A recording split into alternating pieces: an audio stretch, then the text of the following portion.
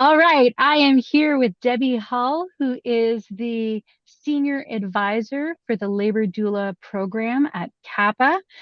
She's just started recently. Super excited. Congratulations, Debbie, on your Thank you. promotion into advisor. Before we get into that, will you tell me a little bit about you and where you are and what you do? So I am Debbie Hall. I live in Texas, right outside of Houston, in a little town called Katy, which is just the suburbs of Houston. It's really hot where we are. Please send help. It's really hot where we are. I've been a doula now for 24 years and a childbirth educator for about a year less than that. I also train for CAPPA childbirth educators and labor doulas, and that's what I do here in Houston. Amazing. Thank you. So, what is a senior advisor? What do you do for CAPPA, for the Labor Doula program? So what I'm going to get to do is have a little bit of input into the direction that the program takes. So one of the things that I like about CAPPA is the high standards they set for everything we do. So one of the things that CAPPA does to keep abreast is we update our manuals continuously. We're always looking for new ways to do that. We've been doing it every 3 years. Now we're looking at making it a little more efficient by doing sections. So every year sections of the manuals will get updated. So I'll be overseeing those updates, though I won't be doing them all by myself. I'll have a team of people to help me. But if the buck kind of stops here, if there's if somebody's got to make a call, I'll get to make that call. One of the things that I've already enjoyed getting to do several times is kind of make decisions about when people are attending their births as part of their certification process to become a labor doula. If anything is a little off the beaten path, then those births come to me, those write-ups about births, and I get to look at them and then talk to the people who were involved in that or were wanting to use that birth for their certification and make a call about, does this birth qualify or not? The ones that I've spoken with have just been kind of exceptional circumstances. And so I got to speak with this person who's in training, which was always fun for me, and hear their passion and their dedication. And what was really special to me was to hear the way they met their client in the place of their need and did it real creatively. And I think that's important. So we got to approve all of those. I also get to serve on the leadership team for CAPPA, which makes decisions about always updating how we're doing things, keeping abreast of what's happening in the world while still maintaining the standards that CAPPA maintains, really high standards for our faculty and for the people who hold our certification, and fun things like conference, get to have input about that because that's everybody's favorite. Yes, With CAPPA is going to absolutely. conference. Conference is everybody's favorite. So it's kind of it's such an honor to get to do it, and it's work that I enjoy doing, and it's kind of cool to be on this end finally, to be at a place where I'm getting to pass on the things that I've learned to others. That's a pretty cool gig to get to speak into I don't know, into the work life of the next generation of birth workers. No, for sure. I think already in your role, I know that you've made differences and you've started implementing some of the changes that have come through CAPPA. So, for people who don't know, what are some of the new things that are happening with CAPPA that you're going to have a chance to usher in the very near future? So Katie Nyberg just recently, she was the senior advisor for the labor doula program. And so she just oversaw the whole manual overhaul. So our manual and training curriculum is all fresh and new and updated. So that's kind of fun. I get to come in when that hard work is already done. So thank you, Katie. Um, and I know how hard it is because Teresa and I, we worked on the childbirth educator one. That's Um, right. but we have several things that are happening differently with the CAPPA labor doula training. We are beta testing a program that allows people to gain their provisional certification, and then they have a year to go through and finish that certification that allows them to start working in hospitals that began requiring certification. In a lot of communities, that happened when pandemic hit. When pandemic hit, suddenly you had to be certified to work in a lot of hospitals, which was new for a lot of labor doulas. It was certainly new, completely new in my community.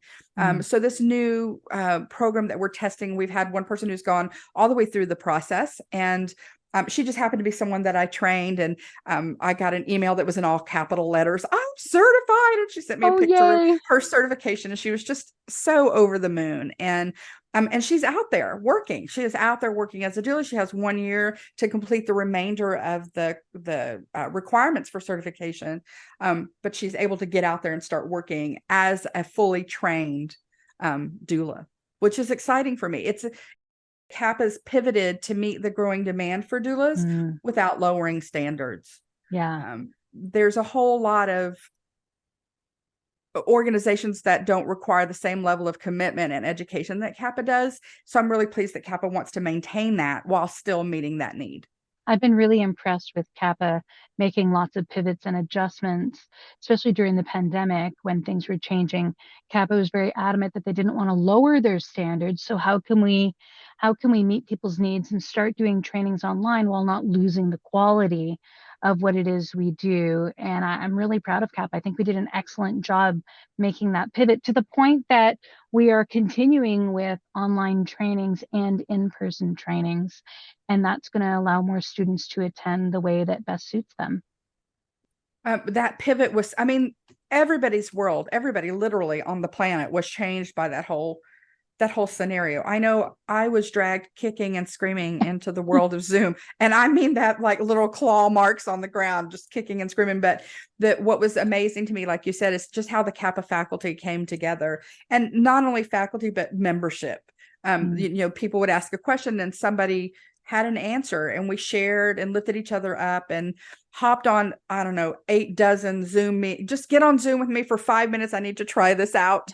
And people did it for me, and I did it for mm, others, so that we could find ways to make our training stay engaging and um, stage them in such a way that they stick with you. I know yeah. that's one of your fortes. You're the queen Uh, of cool trainings, it's and what so we I learned a like. lot from you during that time. Yeah, I learned so much during the pandemic as well because being forced to make that change. So, yeah, it's been really great to see Kappa come alongside and support everyone during that transition and not just saying, good luck to you, but actually Yeah. coming together as a family. I know one of the other areas that CAP has really been strategic in pivoting is making sure that we are meeting the growing needs and changes in society. So as you know, diversity has become more predominant, and inclusivity and all of those things, that CAP has been very intentional about making sure that we are meeting, that we are living up to the expectations and the standards that we hold dear, and that we are meeting our members where they're at, and our students and our families that we're supporting. Could you speak a little more about some of the changes that are happening there? Yes, so I was impressed with that as well. As these issues are becoming more to the forefront, CAPPA required everybody on faculty to attend. I think our training was 3 days. It might have just been two, but we all attended training where we had very open conversations about language and about pronouns and about um, diversity and equity, and the places where healthcare is not equitable. We know that Black women are 2 to 4 times more likely to die in our country, in the U.S., than are their white counterparts, and that's not okay. People are dying. So, in addition to the training that CAPPA faculty got, and everybody who comes onto faculty is now required to have, we put a committee together that had representatives from lots of different, just lots of voices. We had an LGBTQ plus voice on. We had BIPOC birth workers. We had people who came on and could represent those different places. We had professionals who live their lives working out these things about health equity come Mhm. and coordinate, consult with us. So we put together a book called we're calling it a health equity book. That's going to be a required part of training. We are beta testing it now in the labor doula program. So everybody who comes to the labor doula program will be required to read that book as part of their training. We're definitely discussing these issues in all of our trainings, but particularly in labor doula, they're also getting this extra book just so that we can work the bugs out of it. And then we'll be spreading to all of our programs. It's Mm, such an important issue, and it's one that I think a lot of people are still uncomfortable talking about. So it's Hmm. been really interesting for me personally to get to a place where I'm not quite as uncomfortable talking about it as anymore. That Hmm. because I've realized that if I don't do it, if I don't talk about these things in my prenatal classes, if I don't talk about these things in my trainings, who's going to tell people? And if they don't know, then they could be at risk. Yeah. And it's not okay to leave them at risk if I can do something about that. Yeah, I think it's great that the labor doula program is the one piloting this booklet. I think it's the right place to start. And I commend CAPPA for just putting it out there and saying if we need to make adjustments, we will, but we want to be very proactive in making sure that all of the students that are going through our programs are getting this information. Um, so yeah, I'm excited to have it come into the childbirth educator program as well, but I'm excited that we're starting in the labor doula program. So that's amazing. It is. Okay, so before we finish off, I would love to know what is it that students taking the labor doula program, what is it they can expect from a training if they sign up for one?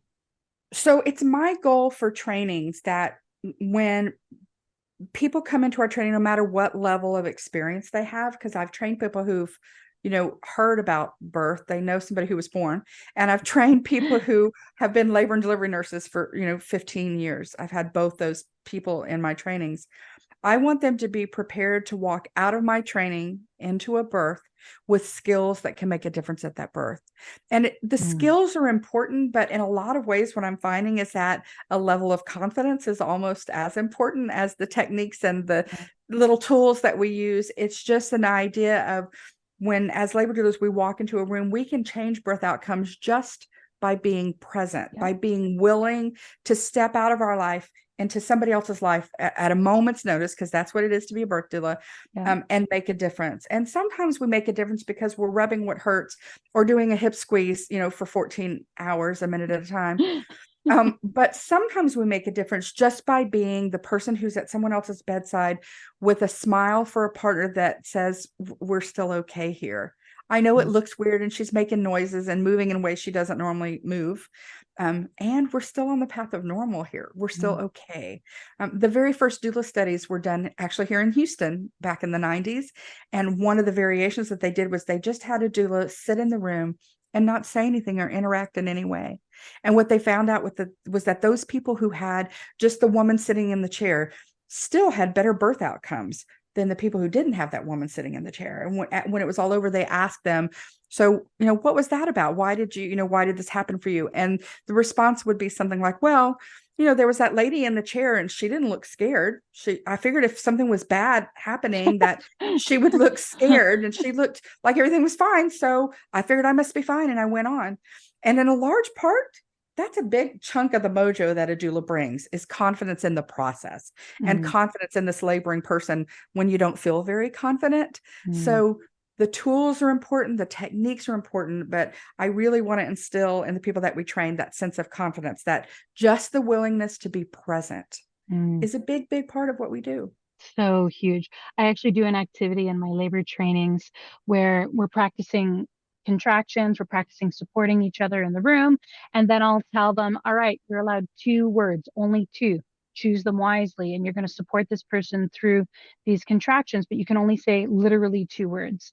And it gets them to think because maybe the contraction before they're like, good, you're doing great, do this, like move your hips. And they were talking during the entire contraction. And I'm trying to get the doulas to just trust the process and let it happen and only speak when you need to.